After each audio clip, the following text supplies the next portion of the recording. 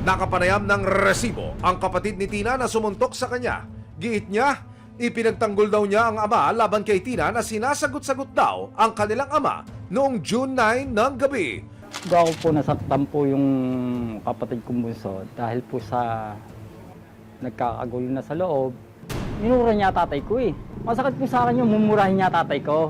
Pero ayon kay Tina, hindi daw totoo na minura niya ang kanilang ama. Walang katotohanan po yun. Kita naman po sa CCTV footage na pumasok po sila sa loob, may hawak na palakol, maso. Kung makipag-usap sila ng maayos, dapat wala silang dalang armas. Planado na nila na gusto nila akong patayin. Ang paniniwala ni Rene, gusto raw ni Tina na masolo ang mana. Nakikita ko po sa kanya na gusto niya makuha lahat. Yung pagmamanahan namin magkakapatid. Walang katotohanan po yung puro kasinungalingan lang.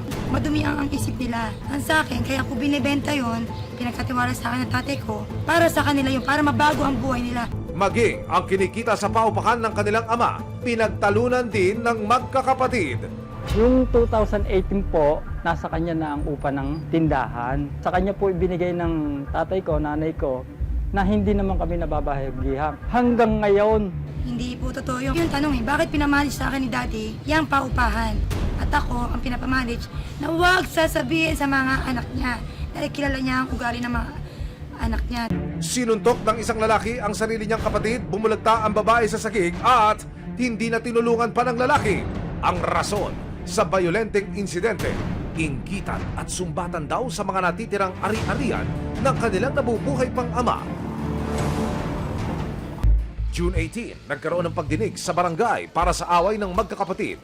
Hindi man nagkasundo ang dalawang partido sa unang hearing, nag-issue raw ang barangay ng protection order para kay Tina. Babantayan ng mga kawani ng barangay si Tina laban sa kanyang mapanakit na mga kapatid.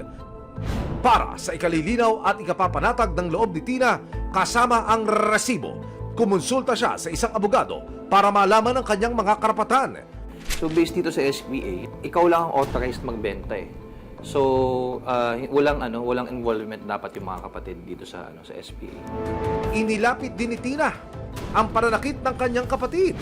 Pwedeng po yan eh, attempted homicide eh. Kasi considering yung location kung saan kasinuntok. Ayon kay Tina, desidido siyang magsampa ng kaso.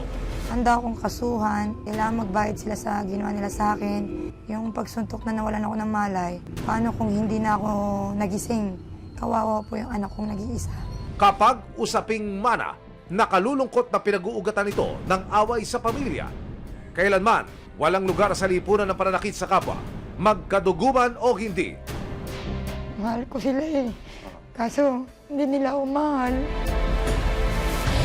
Nariyan ang batas para masiguro ang karapatan ng bawat isa at mapanatili ang kapayapaan.